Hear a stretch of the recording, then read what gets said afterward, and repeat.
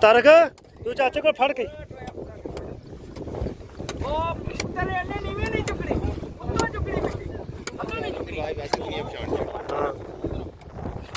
ਦੱਸ ਦੀ ਲੋੜ ਨਹੀਂ ਕਿ ਇਹ ਇਲਾਕਾ ਕਿਹੜਾ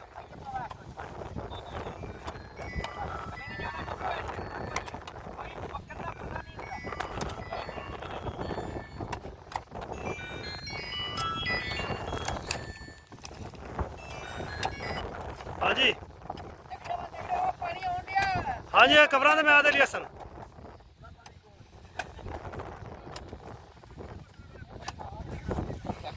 ट्रैक्टर एक आ गया कि तल वाला ते दो मगर होर आ रहे हैं ओ चाचा हाँ जी पानी का एडा प्रेशर नहीं है बन बच गया बस तगड़ा करना बस हाँ दो ट्रैक्टर आ रहे हैं बस काफ़ी लोड नहीं है हाँ जी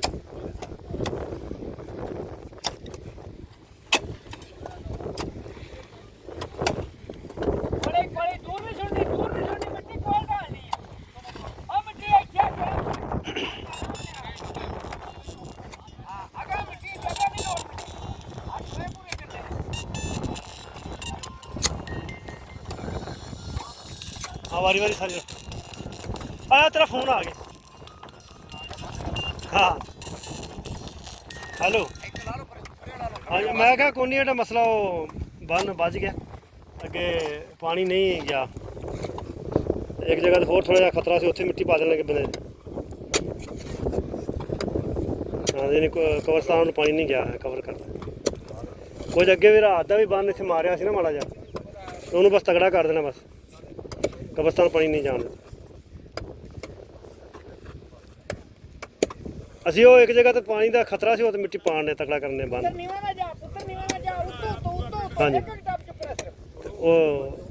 यानी कि हुण पक्का काम करना क्योंकि पानी रस्ते का ना ही लैन दिया पानी चढ़ता सगों हथों फुट तां चढ़ता डेली तो तां वास्ते फिर वो तगड़ा करी आउण दिया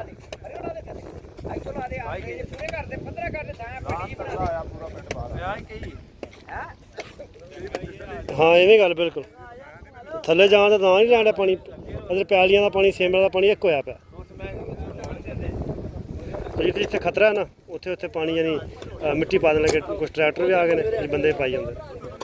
ते कब्रस्तान पानी नहीं जाता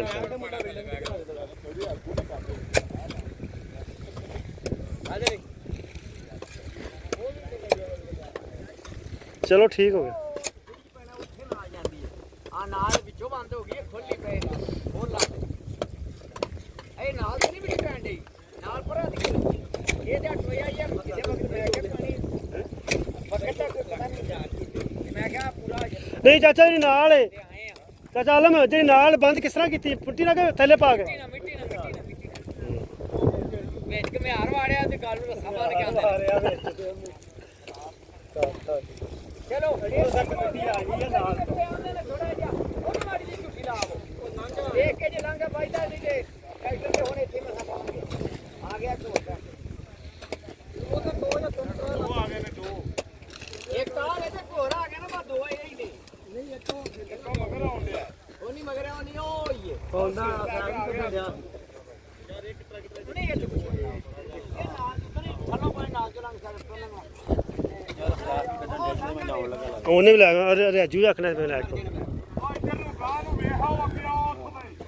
नहीं नहीं यार लंघा इतना